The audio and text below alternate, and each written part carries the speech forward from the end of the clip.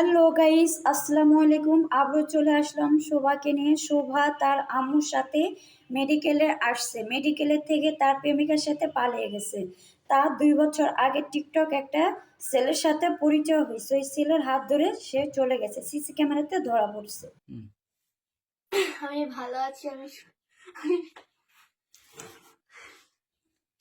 বলো, হাইসা লাভ নাই তো। বলো বলো, বাবার সঙ্গে কথা হয়েছে না?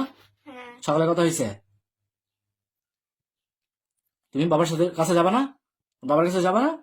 বলো যাবো। যাব।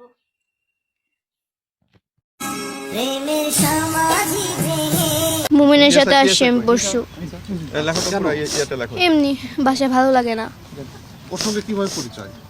টিকটকে হ্যাঁ টিকটকে হ্যাঁ টিকটক কবে থেকে?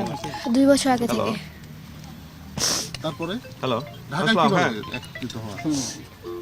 ফুপির বাসায় আসছি, ওকে বলছি দেখা করতে, দেখা করছে। জি স্যার, আমরা একটা লাইভ করতে চাই। ওই যে সুবা লাইভ করতে চাই। হ্যাঁ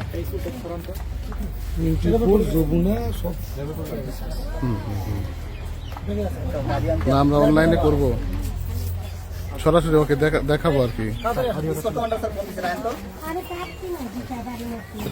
ঢাকা কোথায় থাকো? মোহাম্মদপুর কোথায় থাকো? হ্যাঁ, খুবই পাশে থাকো। মোহাম্মদপুর কোন জায়গায় বলো তো? ঠিকানা জানো না? তোমার মোবাইল নাম্বার কত বলতো? কটার সময় আসছো এখানে? ভোরবেলা এখানে নামছো এখন? নামছো? হ্যাঁ, ওই যে ফুটেজ দিচ্ছি ইয়েতে, ন্যাশনাল ডেস্কের, যে ওখানে ফুটেজ যাচ্ছে। শ্যামলী বাসে আসছো? শ্যামলী বাস কোথা থেকে চড়ছো? তোমার ফুফাতো ভাইয়ের সাথে কোন পর্যন্ত ছিল? বাসে পর্যন্ত উঠে দিছে? তোমার ফুফাতো ভাইয়ের সাথে যে আসছিলা? শ্যামলী বাসে চড়ছো? শ্যামলী বাসে কোথায় চড়ছো? কল্যাণপুরে না?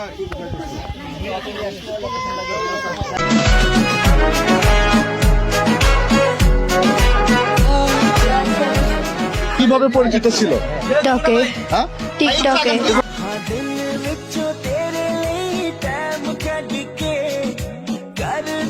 আমি আর কি বলবো, আপনারা দেখতেই পারছেন শোভার কাহিনীটা। 11 বছর মেয়ে এই কাজটা যে করবো আমার খুব কষ্ট লাগতেছে। ভাবতেও পারতাছি না যে এই বয়সে যে মেয়েটা এই কাজটা করবে। এই বয়সে মেয়েটা স্কুলে যাবে, স্কুল লাইফ পার করবে।